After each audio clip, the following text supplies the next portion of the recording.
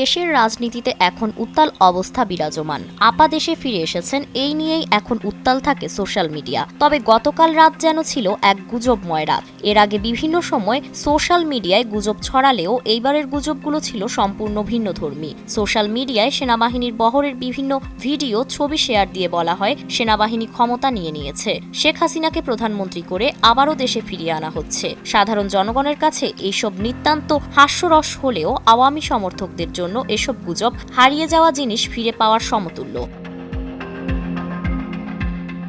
যদিও কয়েকবার এই ধরনের গুজব ছড়ানো হয়েছে, কিন্তু সে সময় রাজনৈতিক পরিস্থিতি তেমন একটা উত্তাল ছিল না। সাধারণ ফ্যানের দিন শেষ, আকিস ফ্যানে বাংলাদেশ।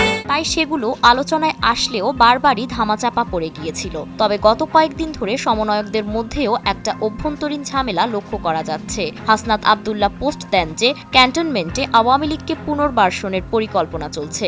তার সেই পোস্টের সাথে দ্বিমত পোষণ করে সার্জিস আলম পোস্ট করেন, হাসনাত যেভাবে সেনাপ্রধানের বক্তব্যকে রিসিভ করেছে আমার কিছুটা দ্বিমত আছে। এর পরপরই হান্নান মাসউদ পোস্ট করেন, হাসনাত বা সার্জিস দুজনের একজন মিথ্যা বলছেন। তাদের এই ঝামেলার সুযোগ নিয়ে একমহল গুজব ছড়ায় যে হাসনাত সার্জিস দুজনেই দেশ ছেড়ে পালিয়ে যাচ্ছেন, তাদেরকে বিমানবন্দরে দেখতে পাওয়া গিয়েছে। ছাত্রলীগের অনেক কর্মীরা প্রতিনিয়ত আওয়ামী সমর্থকদের উদ্দেশ্যে বলে আসছেন, আপনারা সবাই প্রস্তুত থাকুন, আপা যে কোনো মুহূর্তে দেশে চলে আসবেন। ডক্টর ইউনূস ক্ষমতা ছেড়ে পালিয়ে অন্য দেশে চলে যাচ্ছেন। এসব কিছুর মধ্যে আবার রবিবার মধ্যরাতে সোশ্যাল মিডিয়ায় ছড়িয়ে পড়ে যে এবি পার্টির সাধারণ সম্পাদক ব্যারিস্টার আসাদুজ্জামান ফুয়াদ গ্রেফতার হয়েছেন। তবে জানতে পারা যায় সেটি সম্পূর্ণ ভুয়া ও মিথ্যা প্রোপাগান্ডা ছিল।